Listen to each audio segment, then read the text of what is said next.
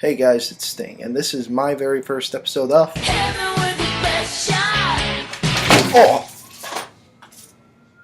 Fuck! What is Hit Me With Your Best Shot? Well, among the handful of film blogs that I follow would be Nathaniel R's The Film Experience, which would have a feature called Hit Me With Your Best Shot. Participants would choose a favorite shot from a designated movie per week. Now, it is my turn. Especially since I'm jumping in on what is one of my favorite comic book films of all time.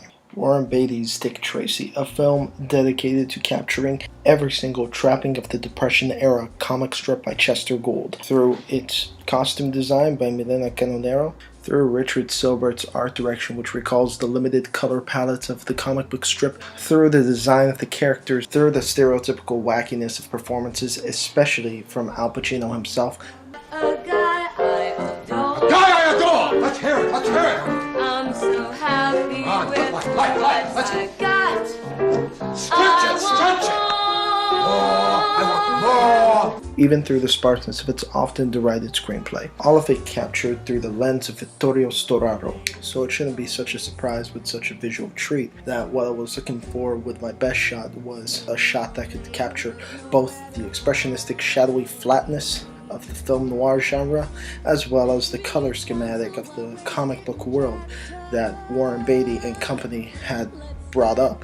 Of course, the fact that a movie this rich and this dedicated to evoking that sort of visual mood makes it kind of a bitch and a half to pick just one shot.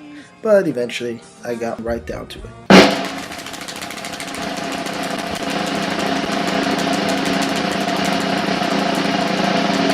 When it comes to the finale of a noir film, it's kind of a given that you want it to end in some sort of creepy mechanism of darkness, like a carousel or a hall of mirrors or the sewer. The grand climax of Dick Tracy takes place in a clock tower. Bad boy Caprice has Dick's girlfriend hostage and is holding her on the gears of the clock tower.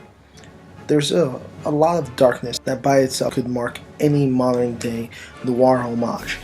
But the real shot I want is right about here.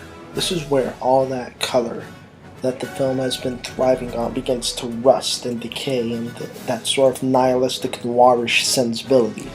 Instead now it's just all shadow. There's no more big blue buildings, bright yellow sunlight. It's all shadow. Even the windows have some light coming out of it, but it's just red and alarming and bled. I got Tess hanging on the wheels of the gear with that sort of melodrama that you would expect from something like The Perils of Pauline. It's not a bombastic shot. It's not something that shows technical brilliance, at least not as much as everything else in the film.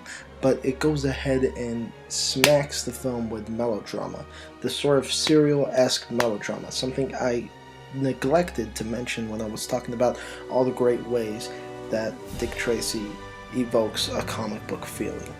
I would very much recommend you get a chance to check out this movie.